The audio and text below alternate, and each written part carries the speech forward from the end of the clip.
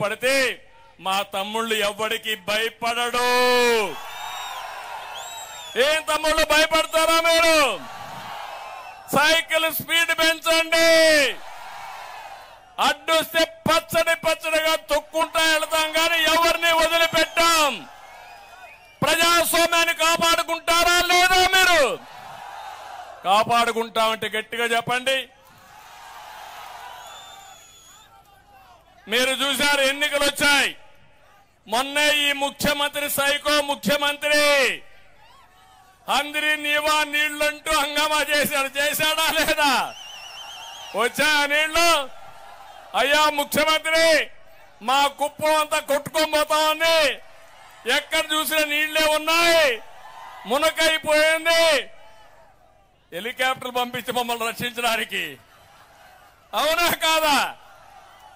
డ్రామాలు ఆడతావా? సినిమా సెట్టింగ్లు పెడతావా? నీళ్లు ఎక్కడి నుంచో తెచ్చారు, గేట్లు ఎక్కడి నుంచి తెచ్చారు, గేట్లు పెట్టారు, నీళ్లు ఎత్తారు.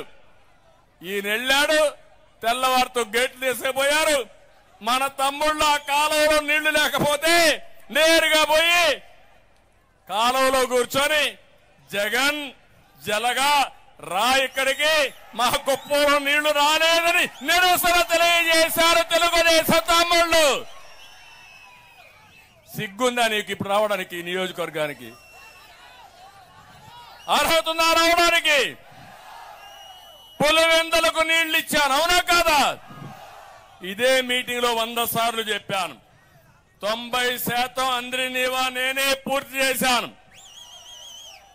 ఇక్కడే నీళ్లు తీసుకొచ్చి ఎన్నికల ముందు వీకోట్లో నీళ్లు రిలీజ్ చేశాను.